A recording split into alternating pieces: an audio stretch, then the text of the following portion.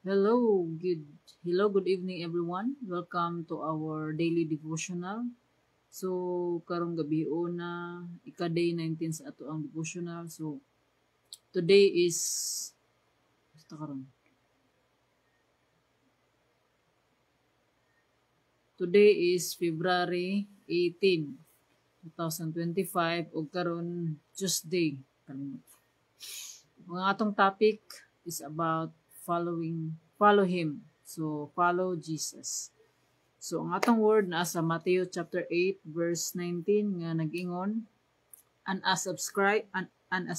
scribe came up and said to him, Teacher, I will follow you wherever you go. So, let us pray. Father God in heaven, Lord, we glorify and honor your name. You are our Lord, our King, and our Savior. You are the creator and owner of everything. Lord, we acknowledge your presence. Karong gabi na, Lord God. Salamat, Lord God, sa imong pag-atiman ka namo karong adlaw, Lord. Salamat, Lord God, sa paghatag og kusog. Salamat, Lord, sa kadasig. Salamat, Lord God, sa tanang maayong butang, Lord God. Ug maski pa man ang mga challenges, Lord God, nga among giatubang karon. Lord, pasiloa kami, Lord God, sa among mga kasalanan, kalapasan, Lord God. Tabangi kami, Lord, nga mutuman ug makat-on, Lord God, sa imong kasuguan. Lord, karong gabi na, ihala diha kanimo kini nga panahon, magtuon sa imong pulong, ikaw magatudlo ka namo, Lord God. Puna kami sa imong balaang espiritu, sa imong gahom, sa imong kaalam, Lord God. Gablihi among mga kasing-kasing. Ikaw magpasabot ka namo, Lord God, sa imong mensahe nga maipadayag ka namo karong gabi na. Banay kami, Lord, gikan sa pagsugod hangtod sa pagtapos. Magapanglihok ka, Lord God, sa matag usa, Lord God, nga maminaw. Gamita akong baba, Lord God, para magsangyaw sa imuhang gugma, Lord God, o sa imong kaluwasan, imong tuyo, Lord God, nga maluwas ang tanan, Lord God.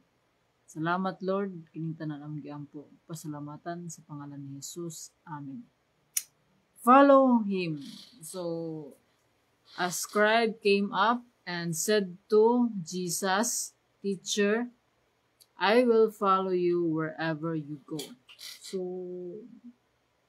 I will follow you wherever you go. So, who was the greatest teacher in the history of the world? So, Jesus, he set the perfect example and taught us how to live, how to treat others, and how to worship God. So, ang toyo nga niya ni si Jesus diri sa kalibutan is to save us from our sins and to be an example, to be the perfect example of how we should live our lives, of how we should behave, how we treat others, of how to obey God and worship Him. So the more you spend time with Him by praying and reading the Bible, the more you can learn about how to live. So, and that learning never ends. So Jesus will keep teaching you important lessons throughout your life. Ask Jesus to teach you something today and thank Him for loving you so much. So what do you think it means to follow Jesus? So mapasalamaton ta kanunay sa Ginoo tungod sa iyang dakong gugma kanato. So before nga niani si Jesus, we are already bound to hell. But because of the love of God, because of His love, because God is love, He doesn't want us to be condemned forever. That is to be in hell. So sa Ginoo nga makauban nato siya sa langit. So mao nang there's no other way but to give us a Savior. And that Savior is Jesus. So, dili pwede nga ang Ginoo may mo save, kung dili nahimo siyang tao, nahimo si Jesus nga tao, for Him to die. Kay kung Ginoo siya, dili siya mamatay. So, mao ni, sa panahon sa ministry ni Jesus sa kalibutan, so iyang gipakita kung unsaon nato pagkinabuhi. So si Jesus is full of the Spirit of God. He is full of the Spirit of God and is full of wisdom. So nagdako si Jesus nga puno siya sa wisdom, so sa kaalam. So kung atong basahon ni nga ang sa Bible, so mo ni nga Jesus did not sin. So wala si Jesus nakasala, nagmatinumanon siya kung unsa ang gisugo sa iya sa Ginoo. Even nga kahibalo siya nga mamatay siya. Ingon si Jesus sa iyang tawhanon nga pagbati nga kung pwede pa lang nga kuhaon ang cup of suffering, ang pagsuffer, but sa maingon ni Jesus, your God, your will be done. So mo na iyang prayer to God the Father. So even Jesus, He is God, He prays. So nagampo siya. So mo ni nga follow Jesus. Why do we have to follow Jesus? Because Jesus is the visible image of the living God. O kani ang pag-follow kang Jesus is dili naman siya nga mo-follow ta karon unya di na po kundi following Jesus requires sacrifice and commitment. So from the moment nga if we have faith and if we trust in God, we should if we believe, if we truly believe in Jesus, and we make Jesus our Lord and Savior, so kauban na diha ang commitment. So it is all about our decision nga sa ato ang pagtuo diha sa Ginoong Hesus. So kauban na diha ato ang pag-commit sa ato ang kinabuhi. We will commit our lives. So we are no longer owner of ourselves. Itungod kay kasi wala pa ta diha sa Ginoo, kita may nagbuot sa tuang kaugalingon. So from the moment that we commit our lives to God, to Jesus, it is no longer ourselves, but it is Jesus who will be the Lord of our lives. Kung ang Ginoo mo ay ato ang hari sa ato ang kinabuhi, so kisa man nato ang sundon. So siya. So ang Ginoo mo ay atong sundon. So ingon ni Jesus, if you love me, you will keep my commandments. So ang mission, so ang mission ni Jesus dili na it's not about our comfort or security diri sa kalibutan, kundi ang ato ang security nga ato ta sa langit. So we have to work out our salvation. So dili ni nga this is initial obedience kaning pag-decide nato, but we have to obey ongoing obedience, kundi initial obedience, tapos we have to live out our obedience. So mao ni nga mangayo gitagtabang sa Ginoo, because we cannot obey God without the help of God, because ang tao wala nangita sa Ginoo, ug ang tao dili gusto mo follow sa Ginoo. Mao ni nga from the moment that we decide sa ato ang pag-decide diha sa Ginoo, atong gibutang atong pagsalig sa iya. Kay baluta nga ang Ginoo may nagbuhat kanato, ug ang Ginoo maoy adunay maayong plano sa ato ang kinabuhi. Iyan ang gibutang sa iyahang pulong. So saad na sa Ginoo nga adunay siya maayong plano. So dili plano sa Ginoo nga madaot ta, kundi success iyang gihatag. Ang success, ang definition sa success sa Ginoo is dili nga kanang ato ang definition sa ato ang success. The definition of God's success is different from our definition. So ang success nga naa diha sa Ginoo, definition is kanang maubanta niya dito sa langit. So isa ba dili ganahan ana? The Bible is full of God's promises. So mao na nga ang Bible mao ay naghatag ingon pa sa ato ang devotional kagabi nga the Bible teach us to be hopeful. So daghang mga promise ang Ginoo diri sa ibutang niya sa Bible nga may naghatag kanato og hope nga mag-persevere ta in our daily life sa ato ang pagkinabuhi kada adlaw. So kaning pag-follow kang Jesus, nag-involve po ni siya og mga challenges, trials. Wala nag-promise ang Ginoo nga sayon ang kinabuhi. So ayon na mo kunahuna nga sayon ang kinabuhi. Tungod kay ang Ginoo nag-iingon siya nga sa ato ang ginaatubang iya gid tang ubanan, dili ta niya pasagdan og biyaan. Kay kung wala tayong problema, kung wala tayong mga challenges, ang pangutana, makailak ba baka ta sa Ginoo? So mao na nga follow Him. So karong gabi na we are reminded to commit and follow Jesus. So Jesus is the best teacher we can have.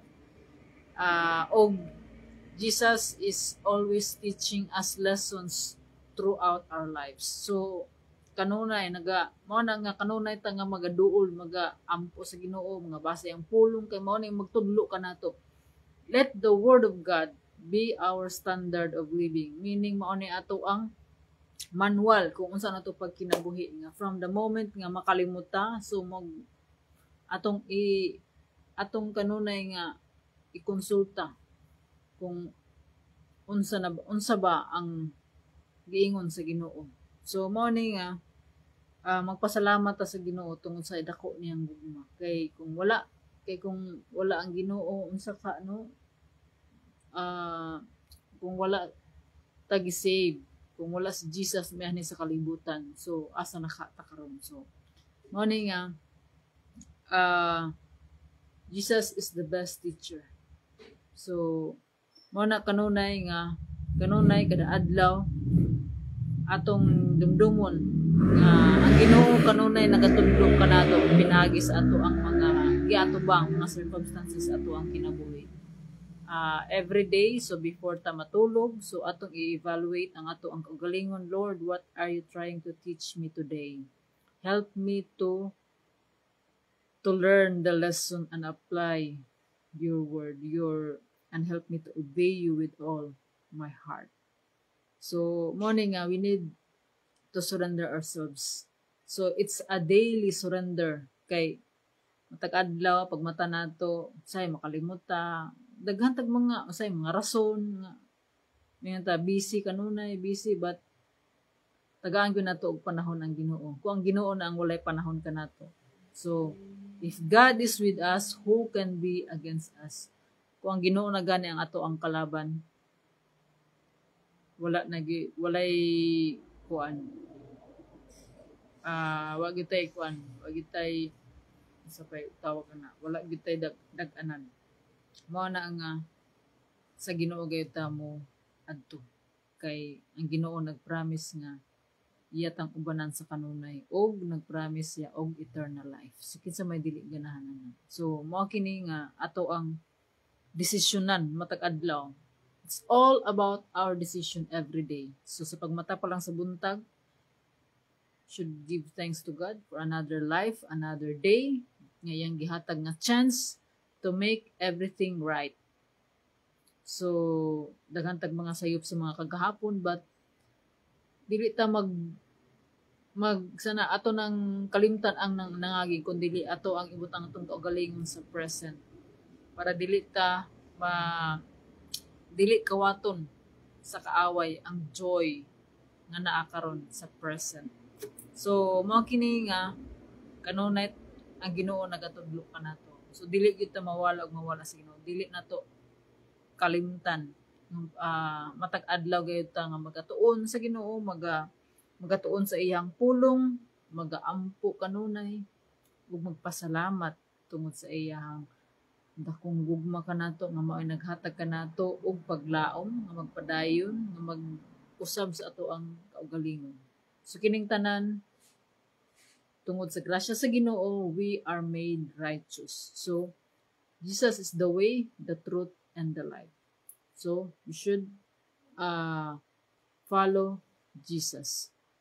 To God be all the glory. So let us pray. Father God in heaven, Lord, we thank you for your word today, Lord God. We thank you for Jesus, Lord God. Ngayong gihatag to save us from our sins. Imong gihatag si Jesus, Lord God, to be our example on how to live on this earth every day, Lord God. Help us, Lord, because we are nothing without you, Lord God. Dili kami makahimo sa pagsunod sa imong kabubuton kung walang imong tabang. Tungod kay among panabang, nagigkan lamang diha kanimo. Dili gubot ang amo ang kinabuhi, Lord, kung wala ka sa amo ang kinabuhi. Tabangi kami aron kami makatuman sa imong kabubuton, sa imong mga kasuguan. Lord, we surrender everything, Lord God. Teach us, Lord God, every day sa amo ang kinabuhi. Ug Lord, kini nga mensahe nga madungog, Lord God, sa mga tao nga nanginahanglan niini, ikaw magtisok niini, Lord God, sa ilahang kasing-kasing. O nga makahatag kini, Lord God, og kabag-uhan, kalambuan sa pagtuo. Salamat, Lord God, sa imong pag-uban kanamo bisan sa pagsugod hangtod sa pagtapos. Tabangi ako, Lord God, nga magmalahutayon sa kini nga sa pagtuo diha kanimo, Lord God. Tabangi kami, Lord, nga mulambo, Lord God, sa among pagtuo. Salamat sa kusog o karon, Lord God, sa among pagpahulay.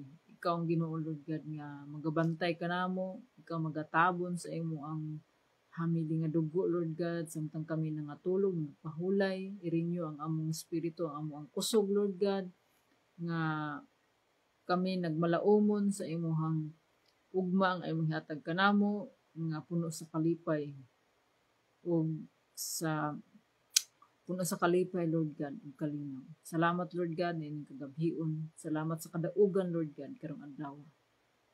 Ning tanan, Lord God, mong giampo ug pasalamatan. Tanang dungog, himaya ug mga pagdayeg kanimo lamang amahan nga naa sa langit. Sa pangalan ni Jesus. Amen. So, mayong gabi. Good night, God bless, and see you tomorrow. Bye!